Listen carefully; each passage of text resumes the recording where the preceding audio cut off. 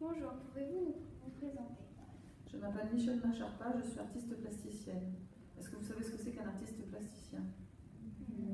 À la différence d'un artiste peintre qui n'utilise que la peinture comme mode d'expression, l'artiste plasticien utilise toutes les techniques des arts plastiques, c'est-à-dire la photo, le collage, le crayon, la peinture.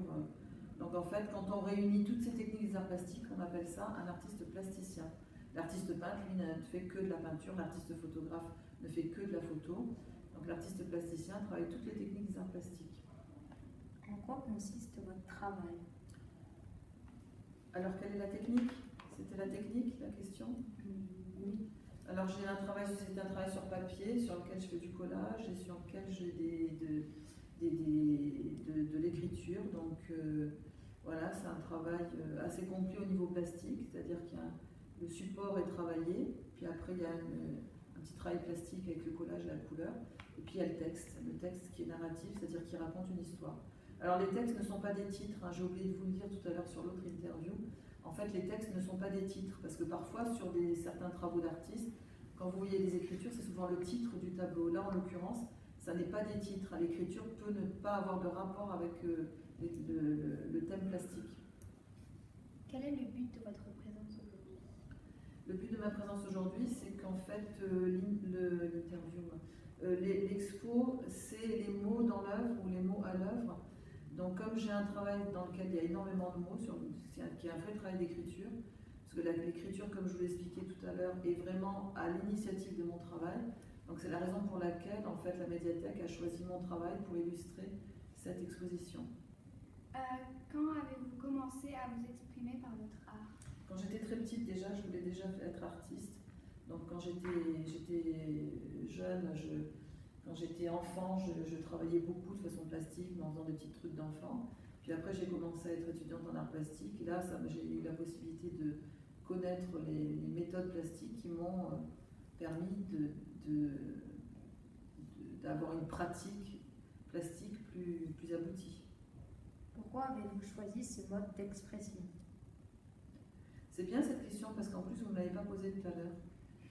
Pourquoi j'ai choisi ce mode d'expression? C'est très simple, c'est-à-dire que quand j'étais étudiante, je voulais être écrivain. Et puis j'ai commencé des études de lettres modernes. Et en fait, d'abord j'écrivais très mal, donc les profs n'arrivaient pas à me relire. Et en plus, je faisais plein de fautes d'orthographe. Mais moi, je voulais en fait au départ être écrivain pour raconter des histoires. Mais comme j'avais finalement pas une capacité réelle d'écriture pour être écrivain, donc du coup, je me suis dit, il faut que je trouve un autre moyen. Donc j'ai commencé des études d'art plastique. Mais en fait, c'était un moyen d'écrire. Mes dessins racontent des histoires. C'est comme si c'était des petits romans, seulement au lieu de les raconter avec des mots sur des pages d'un livre, en fait j'écris et je dessine. En fait, ça sert à raconter des histoires. Pourquoi ressentez-vous le besoin de mettre des mots dans vos œuvres? Parce que je veux vraiment que ça raconte quelque chose. Et en fait, c'est vrai que quand on regarde un tableau et qu'il n'a pas d'écriture, il raconte aussi quelque chose. Mais le fait d'avoir une écriture, l'histoire, on la capte plus vite. C'est-à-dire que quand vous regardez un tableau sur lequel il n'y a pas d'écriture, vous pouvez imaginer des tas de choses.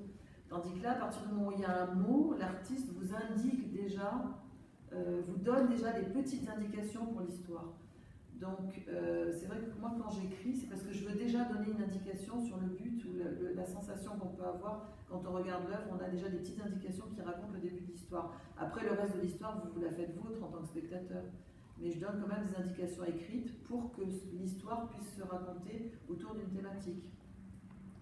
Faut-il être fort en dessin pour être artiste? Non, n'importe qui peut être artiste. Il suffit d'avoir quelque chose à dire en fait. Faut-il être fort en français pour être artiste? Non, c'est pareil. Vous pouvez très bien, tant que vous avez quelque chose à dire, et je pense que votre professeur de français vous l'a déjà dit, tant que vous avez quelque chose à dire, même si vous faites des fautes d'orthographe, des fautes de syntaxe, des fautes de construction, peu importe, le tout c'est d'avoir quelque chose à dire. Peu importe comment on le dit, il faut avoir quelque chose à dire. À notre âge, étiez-vous intéressé par l'art? Alors, donc tout à l'heure, je t'ai demandé que tu m'as dit que tu avais 13 ans, c'est ça? Donc à ton âge, oui, j'étais déjà intéressée par l'art. Bien avant, après, au fur et à mesure du temps qui est passé, je grandissais, je comprenais un peu mieux ce qu'était l'art.